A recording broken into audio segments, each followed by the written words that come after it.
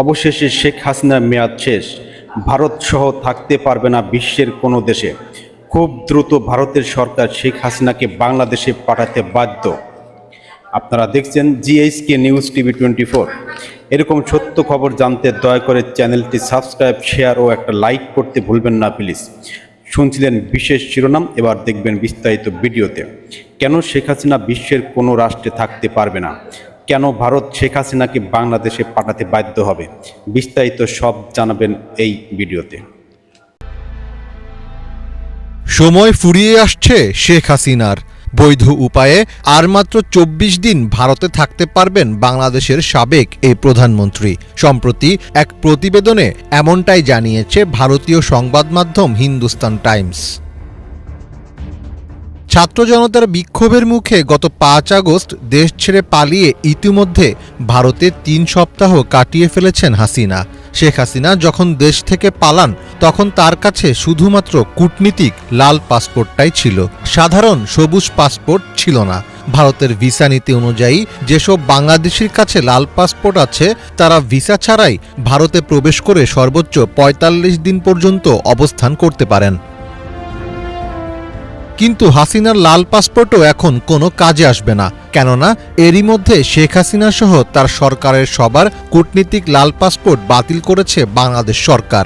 যেহেতু হাসিনার লাল পাসপোর্ট বাতিল করা হয়েছে, তাই নিয়ম অনুযায়ী তার ভারতে অবস্থানের সময় ফুরিয়ে আসছে।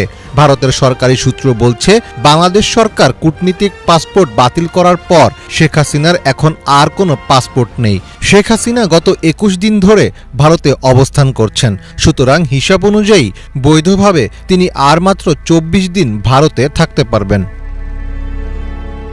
সাবেক এই প্রধানমন্ত্রীর পরবর্তী পদক্ষেপ নিয়ে নানা জল্পনা কল্পনা চলছে। শেখ হাসিনার কূটনীতিক পাসপোর্ট বাতিলের কারণে ভারত থেকে বাংলাদেশে তার প্রত্যর্পণ ঝুঁকি বেড়েছে। গত ২ সপ্তাহে হাসিনার বিরুদ্ধে এই পর্যন্ত ৫১টি মামলা হয়েছে, যার মধ্যে ৪২টি হত্যা মামলা। ফলে আপাতদৃষ্টিতে এসব মামলাকে রাজনৈতিক বলে খারিজ করা কঠিন। শেখ হাসিনার প্রত্যর্পণের বিষয়টি ২০১৩ সালে বাংলাদেশ ও ভারতের মধ্যে স্বাক্ষরিত প্রত্যর্পণ চুক্তির আওতায় পড়বে, কিন্তু চুক্তিটি ২০১৬ সালে সংশোধন করা হয়।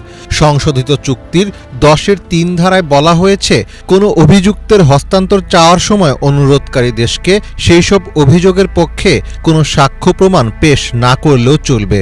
শুধু সংশ্লিষ্ট আদালতের গ্রেপ্তারি পরোয়ানা পেশ করলেই সেটিকে বৈধ অনুরোধ হিসেবে ধরা হবে। সুতরাং শেখ হাসিনার বিরুদ্ধে বাংলাদেশে যেসব মামলা দায়ের হয়েছে তার কোনোটিতেও যদি আদালত তার বিরুদ্ধে গ্রেপ্তারি পরোয়ানা জারির নির্দেশ দেয়, তাহলে সেটির ভিত্তিতেই বাংলাদেশ ভারত সরকারের কাছে তার হস্তান্তরের অনুরোধ জানাতে পারবে। তবে দিল্লির পর্যবেক্ষক ও বিশেষজ্ঞরা বলছেন, শেখ হাসিনা ভারতের প্রায় ৫০ বছরের পুরনো বন্ধু। তাকে সর্বোচ্চ সুরক্ষা দিতে চেষ্টা করবে দেশটি। তাই ভারত সরকার নানা ধরনের কৌশল অবলম্বনের চেষ্টা করবে। এক্ষেত্রে সম্প্রতি আদালতে তোলার সময় দীপু মনি, আনিসুল হক ও সালমান এফ রহমানদের হেনস্থা করার বিষয়টি ভারত সামনে নিয়ে আসতে পারে।